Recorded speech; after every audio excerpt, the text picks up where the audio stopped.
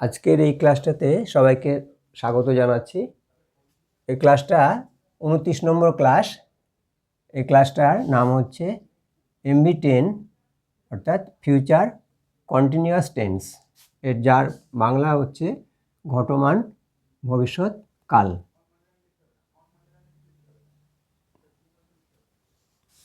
এই ক্লাসটা এই টেন্সটা আমরা চিনে নিই। তাহলে এই টেন্সটা চিনে নিতে গেলে যার লেখা আছে সেটা আমরা দেখে নিই।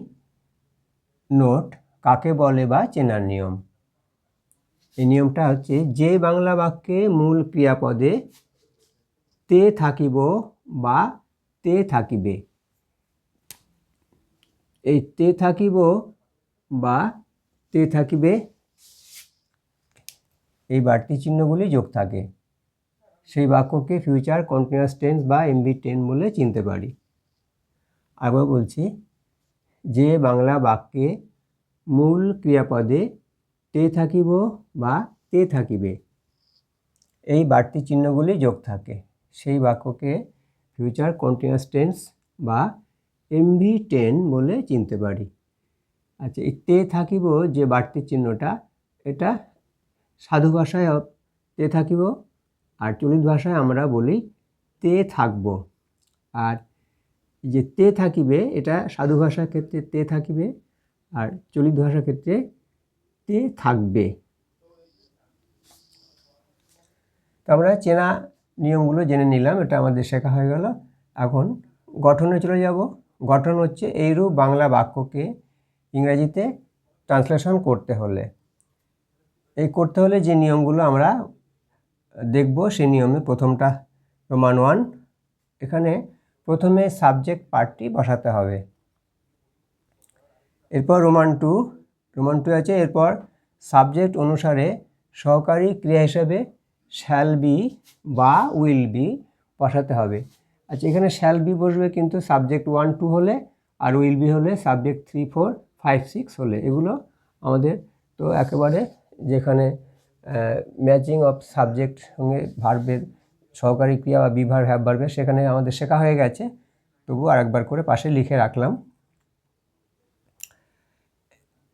রোমান 3, তারপর মূল ভার্বের অর্থাৎ 1 নম্বর রূপের বা V1-এর সঙ্গে ING যোগ করে বসাতে হবে। অর্থাৎ মূল ভার্বের 1 নম্বর রূপ বা V1-এর সঙ্গে ING যোগ করে বসাতে হবে। রোমান 4, এরপর অবজেক্ট 1, 2, 3 বসাতে হবে।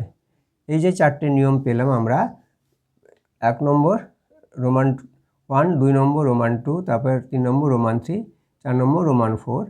এই 4টে নিয়মকে অনুসরণ করে আমরা এই MB10 বা ফিউচার কন্টিনিউয়াস টেন্সের উপরে যে ধরনের বাংলা বাক্য আমরা সব লিখতে পারবো, সবগুলোরই ইংরেজিতে অনুবাদ করতে পারবো, অর্থাৎ ট্রান্সলেশন করতে পারবো। এখন আমরা কয়েকটা উদাহরণের মাধ্যমে এগুলো একটু শিখে নিই। উদাহরণ নম্বর 1। উদাহরণ নম্বরে 1-এ বাংলা বাক্যটা আমরা লিখি, কৃষকটি সকালে জমি চাষ করিতে থাকিবে। তাহলে এই যে করিতে থাকিবে, এই যে থাকিবে চিহ্নটা আছে তে থাকিবে, এ থেকে এটা আমরা বুঝে নেব যেটা MB10-এ। আমরা ভেঙে নিচ্ছি, ভেঙে নিলে পাচ্ছি কৃষকটি একজন বুঝে আমরা সাবজেক্ট 5 লিখছি। সকালে এটা সময় বোঝাচ্ছে, তাই অবজেক্ট 3 হচ্ছে। জমি এটা একটা সম্পদ বা জিনিস বোঝাচ্ছে, তাই এটা অবজেক্ট 1। চাষ করিতে থাকিবে এটা MB10 অর্থাৎ তে থাকিবে। এখন ট্রান্সলেশনে যাচ্ছি। তাহলে প্রথমে সাবজেক্ট পার্ট কৃষকটি আমরা বসাচ্ছি দ্য প্রেজেন্ট, কৃষকটি দ্য প্রেজেন্ট, PEASANT প্রেজেন্ট। এবারে সহকারী ক্রিয়া S5 বলে উইল বি হবে, তাহলে আমরা সহকারী ক্রিয়া লিখছি উইল বি। তারপরে মূল ভার্বের সঙ্গে আইএনজি যোগ করতে হবে। এটা মূল ভার্ব হচ্ছে চাষ করা, চাষ করা হচ্ছে প্লাউ, তার সঙ্গে আইএনজি যোগ করলে প্লাউইং, PLAUGHING, প্লাউইং। তারপরে অবজেক্ট 1 হচ্ছে জমি, তাহলে হিজ ল্যান্ড বসাতে হবে। এবং অবজেক্ট এখানে 2 নেই, অবজেক্ট 3 আছে সকালে, অর্থাৎ সকালবেলা, তাই এটা in the morning. The peasant will be ploughing his land in the morning. এটা 1 নম্বর বাংলা বাক্য হয়ে গেল। এবার আসছি আমরা 2 নম্বর একটা বাংলা বাক্য। বাক্যটা লিখে নিই। ছাত্রটি প্রকল্পপত্র শিক্ষকের কাছে জমা দিতে থাকিবে।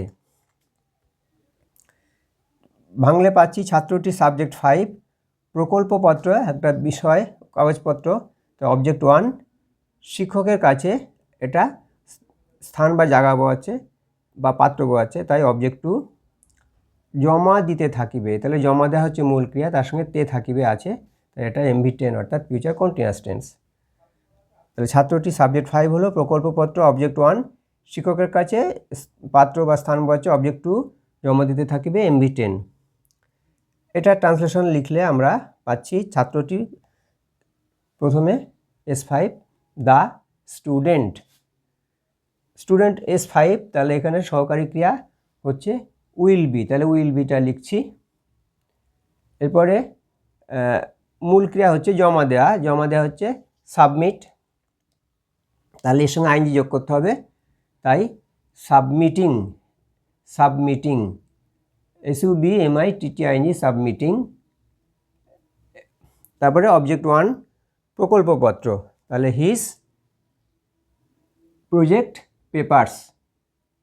তারপরে অবজেক্ট 2 হচ্ছে শিক্ষকের কাছে, টু হিজ টিচার। ছাত্রটি প্রকল্পপত্র শিক্ষকের কাছে জমা দিতে থাকিবে, এটা ট্রান্সলেশন পাচ্ছি, the student will be submitting his project PROJECT project papers to his teacher. এবার আসছি 3 নম্বর উদাহরণে। 3 নম্বরের উদাহরণটা লিখে নিই।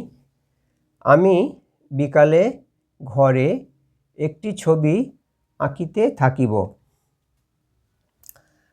ভেঙে নিলে আমি সাবজেক্ট 1, বিকালে সময় বোঝাচ্ছে অবজেক্ট 2, ঘরে জায়গা বোঝাচ্ছে অবজেক্ট 2, একটি ছবি অবজেক্ট 1, আঁকিতে থাকিব, আঁকা মূল ক্রিয়া হচ্ছে আঁকা, তার সঙ্গে তে থাকিব, তাহলে এটা MV10। তাহলে ট্রান্সলেশনে যাচ্ছি।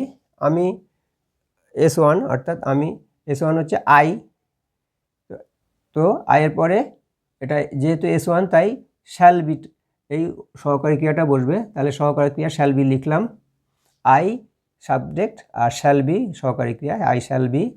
এবার ক্রিয়া হচ্ছে আঁকা, তাহলে আঁকা ইংরেজি ড্র, তার সঙ্গে আইএনজি যোগ করতে হবে, তাই drawing, DRAWING, drawing, I shall be drawing. তারপরে অবজেক্ট 1 হচ্ছে একটি ছবি, আ পিকচার। তারপরে অবজেক্ট 2 হচ্ছে ঘরে, ইন দ্য রুম, ঘরে বলতে ঘরের মধ্যে, তাই ইন।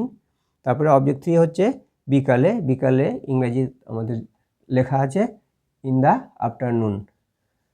আমি বিকালে ঘরে একটি ছবি আঁকিতে থাকিব, I shall be drawing a picture in the room in the afternoon.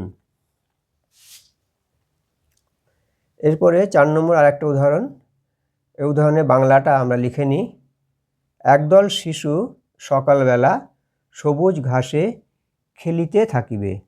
তাহলে একদল শিশু, এটা আমরা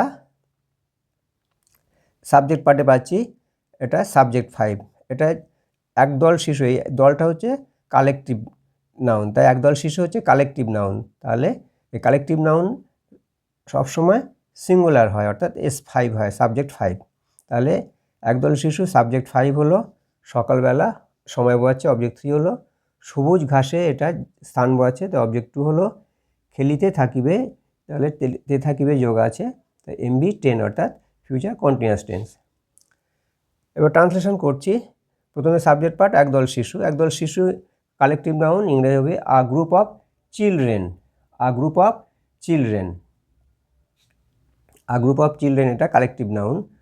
আচ্ছা, তারপরে আসবে সহকারী ক্রিয়া, যেহেতু S5 তাই সহকারী ক্রিয়া উইল বি বসাচ্ছি, উইল বি। এরপরে ভার্বের 1 নম্বর রূপের সঙ্গে আইনজি যোগ করে বসাতে হবে, এখানে ভার্ব হচ্ছে খেলা, খেলা হচ্ছে প্লে, তার সঙ্গে আইনজি যোগ করলে হবে প্লেইং, PLAYING, প্লেইং।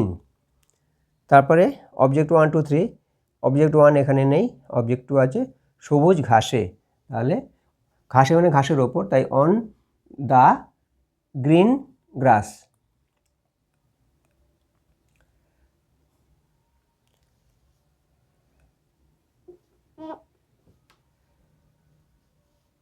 এবারে আসছে সকালবেলা, এটা অবজেক্ট 3, তাহলে সকালবেলা ইংরেজি ইন দ্য মর্নিং।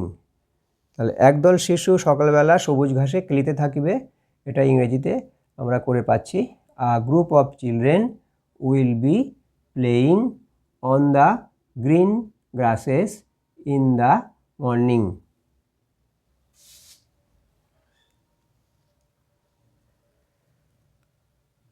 এরপরে আরেকটা উদাহরণ 5 নম্বর, বাংলাটা লিখে নিচ্ছি। এক ঝাঁক পায়রা দুপুরে ছাদে শস্য দানা খুঁটিতে থাকিবে। এক ঝাঁক পায়রা দুপুরে ছাদে শস্য দানা খুঁটিতে থাকিবে। ভাঙলে পাচ্ছি এক ঝাঁক পায়রা, এটাও কিন্তু এক ঝাঁক পায়রা এটাও কালেকটিভ নাউন, তাই এক ঝাঁক পায়রা এটা সাবজেক্ট 5 হচ্ছে, দুপুরে এটা অবজেক্ট 3 হচ্ছে, ছাদে জায়গা বোয়াচ্ছে তাই অবজেক্ট 2, শস্যদানা জিনিস বোয়াচ্ছে তাই অবজেক্ট 1, খুঁটিতে থাকিবে, থাকিবে আছে এটা MV 10। আমরা এটাকে ট্রান্সলেশন করলে পাচ্ছি এক ঝাঁক পায়রা, আ ফ্লক অফ পিজনস। ফ্লকটা একটা, পিজন সবসময় কালেকটিভ নাউনে যে নাউনটা থাকে সেটা তার বহুবচন হয়, 6 হয়, অর্থাৎ এক ঝাঁক পায়রায় আমরা ইংরেজিতে পাবো a flock of pigeons. A flock of pigeons S5, তাই সহকারী ক্রিয়াটা উইল বি হবে, তাই আমরা উইল বি লিখছি, উইল বি। তারপরে হচ্ছে মূল ভার্বের সঙ্গে আইএনজি যোগ করে বসাতে হবে। মূল ভার্ব হচ্ছে খোঁটা, খোঁটা ইংরেজি হচ্ছে পেক, PECK, পেক, অর্থাৎ ঠোঁট দিয়ে পাখিরা যে ঠোঁট দিয়ে ওরা খুঁটে খুঁটে খায় সেই ঠোঁট দিয়ে খোঁটাটাকে বলা হয় পেক, PECK, পেক। তাহলে এর সঙ্গে আইএনজি PECKING, পেকিং। তারপরে অবজেক্ট 1 হচ্ছে শস্য দানা, তাহলে শস্য দানা আমরা লিখছি কর্নস, CORNS, কর্নস। তারপরে অবজেক্ট 2 হচ্ছে ছাদে, ছাদে তাই ছাদে আমার ছাদের ওপরে, তাই প্রিপোজিশনটা অন দ্য রুফ। তারপরে অবজেক্ট 3 হচ্ছে দুপুরবেলা, দুপুরে, দুপুরে ইংরাজি হচ্ছে অ্যাট নুন। তাহলে এক ঝাঁক পায়রা দুপুরে ছাদে শস্যদানা খুঁটিতে থাকিবে, এটা আমরা ট্রান্সলেশন করে পেলাম a flock of pigeons will be pecking corns on the roof at noon. এই 5টা বাংলা বাক্য লিখে আমরা ইংরেজিতে ট্রান্সলেশন করলাম। এই যে 4টে নিয়ম রয়েছে, এই 4টে নিয়মকে ফলো করে, এই 4টে নিয়ম পরপর বসিয়ে আমরা এই ট্রান্সলেশনগুলো সম্পূর্ণ করতে পেরেছি। তাই সবাইকে বলছি এইভাবেই নিজেরা নিজেদের খাতায় যত খুশি বাক্য বাংলা লিখবে এবং সেগুলোকে এই নিয়মগুলো দেখে দেখে পরপর বসিয়ে তার ট্রান্সলেশন করবে, দেখবে সহজভাবেই এই ট্রান্সলেশনগুলো করা যাবে। তাহলে MV 10-এর বা ফিউচার কন্টিনিউয়াস 10 এটা আমরা আজকে এই ক্লাসটা এখানে শেষ করলাম। সবার মঙ্গল কামনা করছি।